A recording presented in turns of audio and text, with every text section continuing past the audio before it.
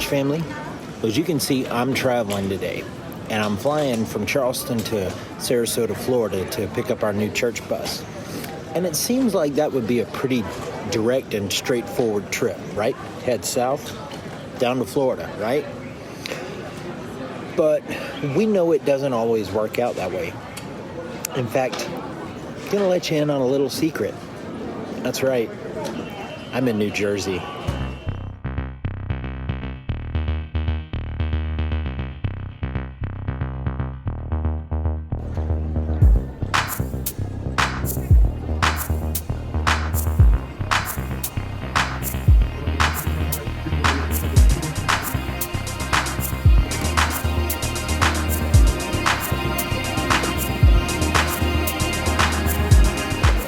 It's interesting that according to United Airlines, to get from Charleston to Sarasota, I had to fly to Newark. Well, I have certainly flown enough to understand that the way the airline works, that sometimes point A to point B isn't always possible. And sometimes when it comes to the growth in our relationship with God, it's more about the journey than the destination. And sometimes, no, it's about both.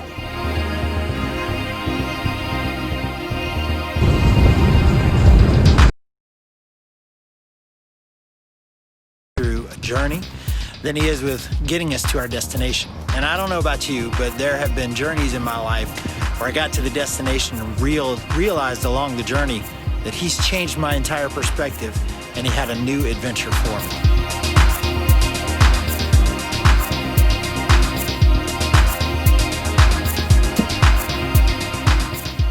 So think about Jeremiah 29:11. As we've talked about before, this verse of scripture gets misused quite a lot.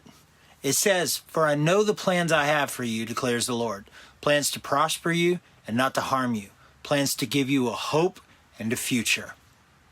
And many people still use this verse to validate decisions in their lives, decisions to improve their financial standing or to change their relationship status. I once heard a pastor say that a man that he was counseling used this verse to justify him being unfaithful in his marriage. Maybe what that verse is really trying to tell us is that our ideas of prospering don't really line up with his. You see, God is more interested in our spiritual welfare than our physical happiness. Let's not forget that we can't twist scripture to justify something that's unbiblical. But to understand the context of that verse, you have to go back and read the scripture around it. And verse 10 reveals something very interesting. It says, "When 70 years are completed for Babylon, I will come to you and fulfill my good promise to bring you back to this place," meaning their home in Israel. Wow.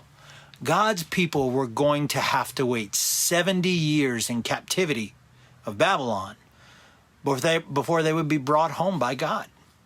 Does that mean that God abandoned them during that 70 years? Certainly not. God still spoke through his prophets and to his people. And the people saw the faithfulness of those prophets and the examples of men like Jeremiah and Isaiah and Daniel, Meshach, Shadrach, Abednego. God was using the journey to grow his people, to make them reliant upon him. After all, the reason they were in captivity in the first place is because they had abandoned God. They forgot that he was their first love. And even when they abandoned him, he never abandoned them. He even used their circumstance to remind them that he was coming back for them. Sometimes there's a great reason for our plans going astray. Maybe it's because they weren't his plans to begin with. But God will always use the journey, no matter how remote, no matter how far flung or out of the way, to prosper our spiritual well-being.